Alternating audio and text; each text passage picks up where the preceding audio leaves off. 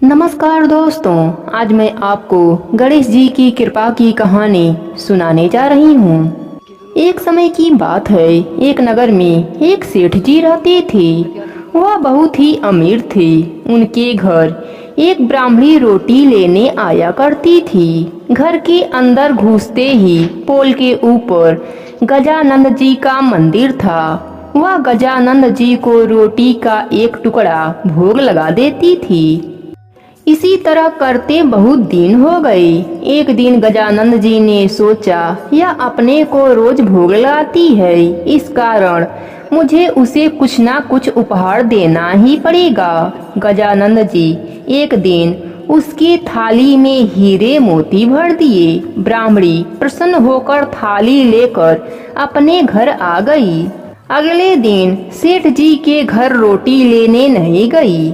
सेठानी ब्राह्मणी को बुलावा भेजा कि बाई जी रोटी लेने के लिए क्यों नहीं आई। ब्राह्मणी ने कहा कि मुझ पर तो गजानंद जी प्रसन्न हुए हैं। बहुत वर्ष तक रोटी दूसरे के घर से खा ली, अब अपना रोटी खाऊंगी। सेठानी यह बात सुनकर मन में बहुत नाराज हुई कि गजानंद ब्राह्मणी के ऊपर प्रसन्न हुए, परंतु मेरे ऊपर प्रसन्न नहीं हुए।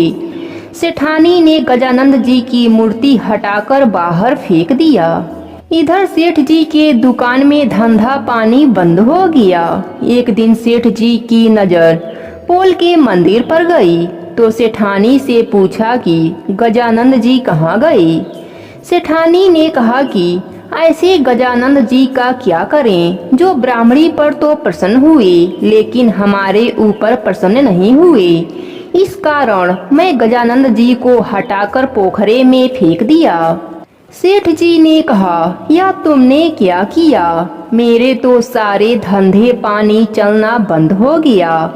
गजानंद कहाँ पर फेंके, मुझे बता, मैं वापस लेकर आता हूँ। सेठ जी वापस गजानंद जी को लेने के लिए गए तो गजानंद जी इतने भारी हो गए कि उठे ही नहीं। सेठ जी ने कहा, हे भगवान, मुझसे क्या गलती हो गई है, मुझे क्षमा कर दीजिए और मेरे साथ मेरे घर चलिए। पर गजानंद जी और भी भारी होते गए। गजानंद जी बोले, मैं नहीं चलूंगा, पहले सेठानी को बुलाकर लाओ, यहाँ पर आकर नाक रगड़े माफी मांगे तो मैं चलूं। मुझे हमेशा सवा शेर का चूरमा बनाकर भोजन करावे तो मैं चलूं। सेठ जी सेठानी को बुलाकर नाक रगड़वाया और माफी मंगवाया। सवा शेर का चूरमा चढ़ाने का हामी भरी, तब गजानंद हल्के हो गए। सेठ जी गजानंद जी को लाकर पोल में बैठा दिया। अब सेठ जी का धंधा पानी वापस से शुरू हो गया। हे गजानंद जी महाराज, जैसे आप ब्राह्मणी और सेठ सेठानी पर प्रसन्न हुए, वैसे ही सभी पर प्रसन्न होना। कहानी अधूरी हो तो पूरी करना, पूरी हो तो मान रखना। प्रेम से बोलिए गणेश भगवान की जय हो।